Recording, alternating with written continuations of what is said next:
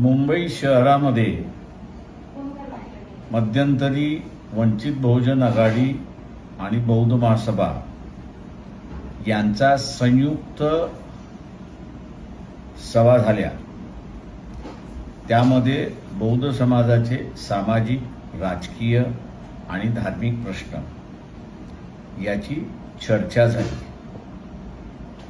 बऱ्याच ठिकाणी चांगला प्रतिसाद मिळाला, लोकांनी त्याच्यामध्ये सहभागी घेतलाय। या पूर्ण दौऱ्याचं सांगता 12 एप्रिलला गोवंडी या ठिकाणी होणार आहे। मी तमाम बौद्ध बांधवांना विनंती करतो की आपण मोठ्या संख्येने या गोवंडीच्या सभेला हजर राहावे। आपण हजर राहाल हीच विनंती। जय भीम।